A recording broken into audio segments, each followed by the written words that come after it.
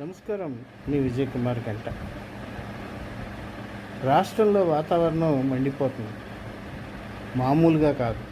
ప్రకృతి ఎందుకు పగబట్టినట్టుగా రెండు రకాల వాతావరణాలను చూపిస్తున్నా ప్రజల్ని మాత్రం ఎండ వేడిమితోటి చాలా ఇబ్బంది పెడుతుంది. ఉక్కపోత,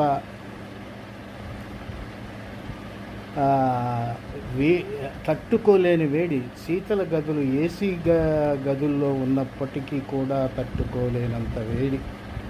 తలుపులన్నీ వేసుకుని ఫ్యానులు వేసుకుంటే ఫ్యానులు వెచ్చటి గాలులు వీస్తున్నాయి.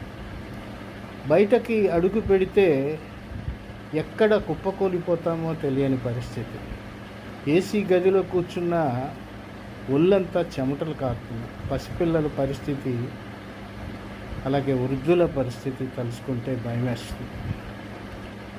ఏపీ ప్రకృతి విపత్తుల నివారణ సమితి ఈరోజు ఆరోగ్య శాఖ మంత్రి సత్యకుమార్ గారికి ఇచ్చినటువంటి నివేదికలోనే దగ్గర 400 మంది, అంటే 390 చిల్లర చెప్పారు, 400 మంది వడదెబ్బ కారణంగా మరణించినట్లు అనుమానపడుతున్నారని నివేదికనిచ్చారు.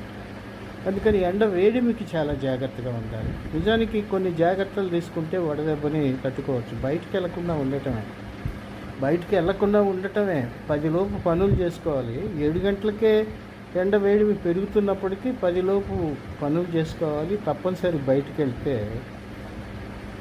గొడుగో ఏదో ఒకటి ధరించాలి. ముఖ్యంగా ప్రభుత్వం ఈ ఎండల పరిస్థితులను గమనించి ఉద్యోగస్తులకి ఉదయం 10 గంటల లోపే, అంటే 8 to 10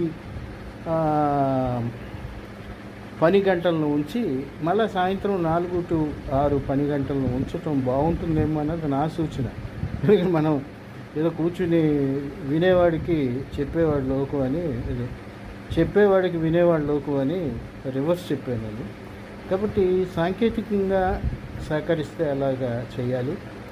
ముఖ్యంగా ఈ ఎండల్లో కూడా కళాశాలలో నిర్వహిస్తున్నటువంటి కార్పొరేట్ కాలేజీల మీద కూడా జరిపించాల్సినటువంటి అవసరం ఉంది. అట్లాగే ఈ వేసవి శిక్షణా శిబిరాలు కూడా ఉదయం 10 లోపే అయిపోవాలి, మళ్ళీ సాయంత్రం 4 తర్వాత జరగాలి. కాబట్టి అన్ని విషయాల్లో జాగ్రత్తలు తీసుకోండి.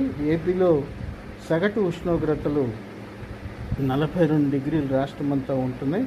అట్లాగే ఈరోజు అత్యధికంగా దగ్గర 47 డిగ్రీల సెల్సియస్